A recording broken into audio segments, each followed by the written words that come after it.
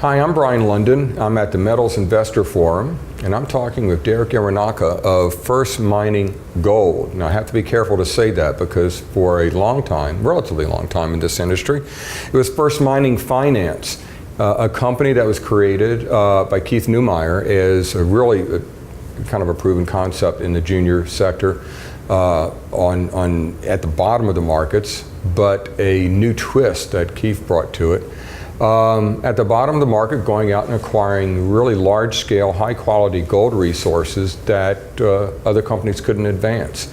Kind of a roll-up play of gold resources. They did that, and then all of a sudden their business model went awry when the gold price started going up a bit sooner than you expected. Mm-hmm. But in the meantime, you had amassed how many millions of ounces of resource?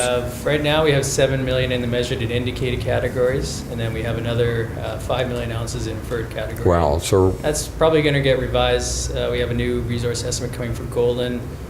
Should be done in the next couple months. Yeah.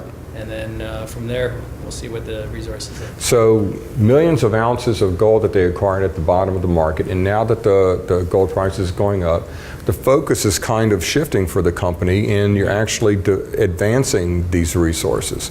I guess Springpole and Goldland are two of your very close proximity to each other. That's correct. But you're advancing those and getting great drill results and expanding the resource. Can you talk about those a bit? Mm-hmm. Yeah, so Springpole, we're not doing a lot of drilling there right now, but we are advancing more on the permitting front. Right. So common concern or question that we've been getting is, how are you going to permit that? How long is it going to take? So that has really come to the forefront right now. We've been working on that. We're supposed to be delivering what's called a project description to the CEAA, and that basically is the federal government that kicks off the permitting process, really.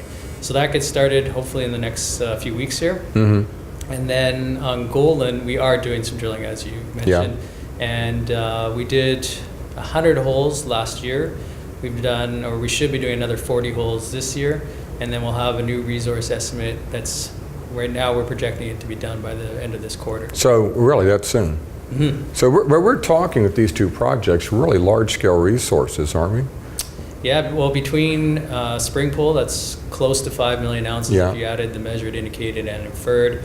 And then Golden right now, we have about 600,000 ounces in measured indicated, and we have about 1.7 million in inferred. The goal of last year's drilling was really to convert the inferred resource up to measured and indicated. And then if it works out, then we'd probably move that to a PEA stage, potentially by the end of this year. Wow.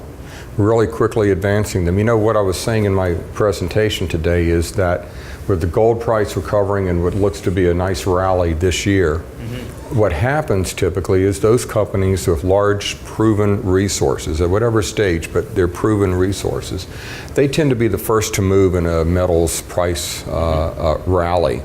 And that's what we're seeing with a lot of these companies. If you look at the value of of the individual projects in First Mining Gold, that some of these projects realistically have greater value than the entire company. So there's a lot of ground to make up there.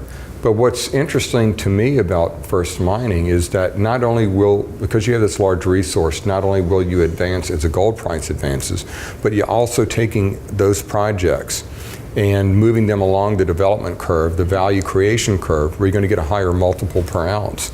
So it's kind of a two-pronged way of profiting from the gold rise. That's right. I mean, we're basically taking destiny in our own hands rather than just solely waiting for the gold price to help take these things up. We're actually going to advance them so we could add value as well. So hopefully it accelerates things. And last year we did focus on some of the kind of peripheral advancements, but this year we're actually kind of getting into more of the meat and bones.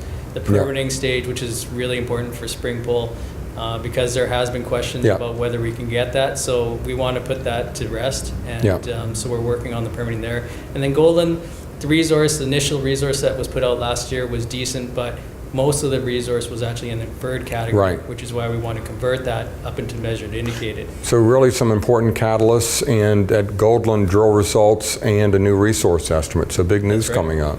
There should be. I think it's going to be an exciting year for the sector in general, but a company with that much gold in the ground advancing in quality projects, I think it'll be a good year for First Mining. Oh, it's one of the largest gold resource bases there is out there. In the sector, yeah. As far as I know. Yeah.